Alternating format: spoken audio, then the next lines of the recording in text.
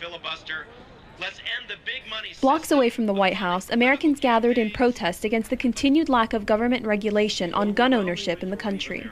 This is ridiculous. I am involved because I believe that this carnage is unacceptable and shouldn't go on. And I'm sickened by the amount of money that keeps these cowardly people in office. And I do think we have a lot of problems in this country, but one problem is we have too many guns. The Newtown Elementary School massacre, which resulted in the murder of 20 children last December, left the American public in a state of shock, reigniting the gun control debate in Congress. But the first law to result from this debate was voted down last week.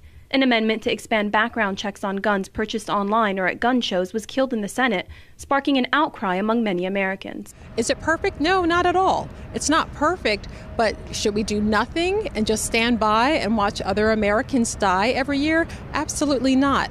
If there's one thing we can do to prevent a criminal from getting a gun, why aren't we doing it? It seems like that's the least we could do.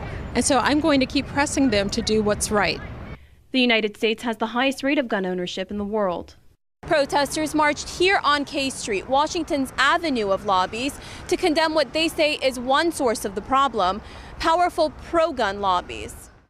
Last year, the National Rifle Association alone spent $18.6 million on the 2012 election cycle.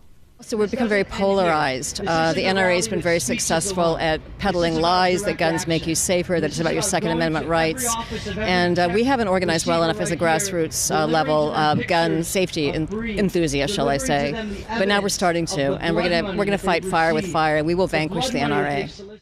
Dozens of people are killed each day in gun-related violence across America, 8 of which are children. One of these was 16-year-old Burchelle Jones, the only daughter of Nardine Jeffries, who was gunned down after attending a funeral of another victim of gun violence. Our life expectancies are much shorter now. Mine is going to be shorter just because my child is dead. I mean, it kills me every day. I have medical issues that I've never had. High blood pressure, you're always stressed, your body, gun violence doesn't just start and stop once someone is shot and injured or killed. There's a lot of pain and suffering and just a lot of turmoil that's left behind. The recent high-profile deadly shootings in the U.S. have turned the issue of gun violence into a heated national debate.